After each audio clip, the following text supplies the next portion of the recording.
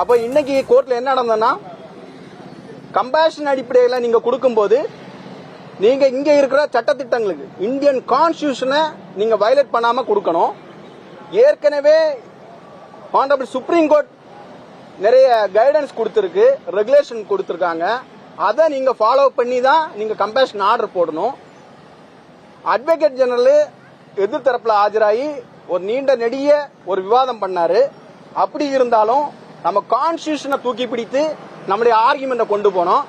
அதன் பொருட்டு இன்றைக்கு மாண்புகு உயர்நீதிமன்றம் ஒரு அருமையான தீர்ப்பை கொடுத்திருக்கு. இந்த தீர்ப்பு உண்மையிலே தமிழகத்தில் எடுத்து சொல்ல வேண்டிய ஒரு தீர்ப்பா இந்த வருங்காலத்தில் இருக்கும். இந்த தீர்ப்பை பொறுத்து தான் இன்னும் கம்பேஷன் அடிப்படையில் எந்த அரசு வேலை கொடுக்க தீர்மானிச்சாலும் இந்த தீர்ப்பு தான் முன்னுதாரணமாக இருக்கும் அப்படின்னு நான் நம்புறேன். மெயினா என்ன சொன்னாங்களா, இந்த தீர்ப்புல ஏற்கனவே கம்பேஷன் அடிப்படையில் வாரிசார்கள் கியூப்ல நிக்கிறாங்க. அவங்களையும் தாண்டி நீங்க எப்படி இந்த கம்பேஷன் அடிப்படையில் இப்படி ஒரு ஆர்டர் கொடுப்பீங்க? அது இல்லாம அரசு வாகனங்கள் மோதி இறக்குபவருக்கு நீங்க கம்பேஷன் அடிப்படையில் இதே மாதிரி வேலைகளை கொடுப்பீங்களா அப்படின்னு ஒரு முக்கியமான கேள்வியை வச்சாங்க. அப்போ ஏற்கனவே அரசு தரப்புல என்ன சொன்னாங்களா, ஒரு 4 வழக்குல உதாரணம் காட்டினாங்க.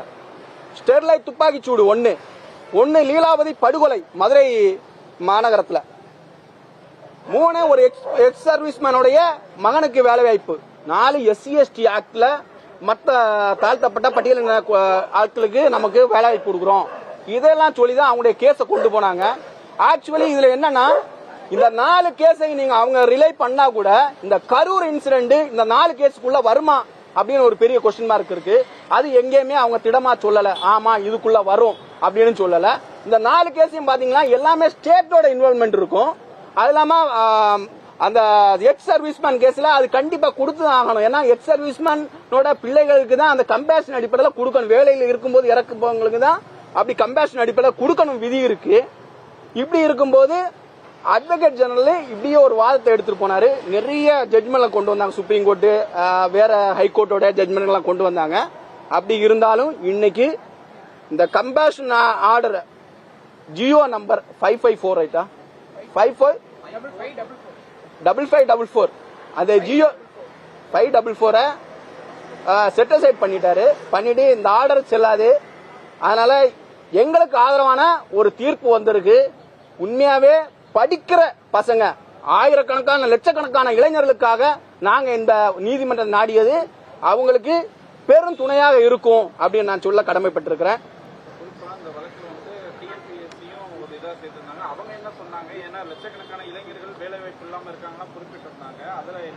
டிஎன்பிசி வந்து ஒரே ஒரு வார்த்தை தான் சொன்னாங்க. அவங்க ஏற்கனவே கவுண்டர்ல சொன்ன அதே வார்த்தை தான், எங்களுக்கு இதுக்கும் சம்பந்தமே இல்லை அப்படின்னு ஒரு வார்த்தையை கொண்டு வந்தாங்க. அதனால அவங்க பெருசா அதுல பேசவும் இல்லை. பெருசா பேசினது மத்த ரெஸ்பாண்டன்ட் தான், அட்வொகேட் ஜெனரல் மத்தவங்களுக்காக வந்து பேசின. டிஎன்பிசி என்ன சொன்னாங்கன்னா இதுக்கு எங்களுக்கு சம்பந்தம் இல்லை அப்படின்னு சொல்லி மூடிட்டாங்க.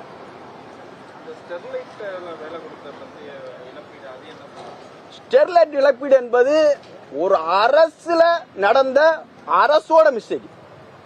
கரூர் இன்சிடென்ட் அப்படி எடுத்துக்க முடியாது. நான் இங்க கமெண்ட் பண்ண விரும்பல, காரணம் சுப்ரீம் கோர்ட்ல அது பெண்டிங்ல இருக்கு. சோ அது அரசோட மிஸ்டேக்கா இல்ல தனிநபர் மிஸ்டேக்கா இல்ல பிளான் பண்ணி பண்ணாங்களா, அது இனிமேல் தான் முடிவாகும்.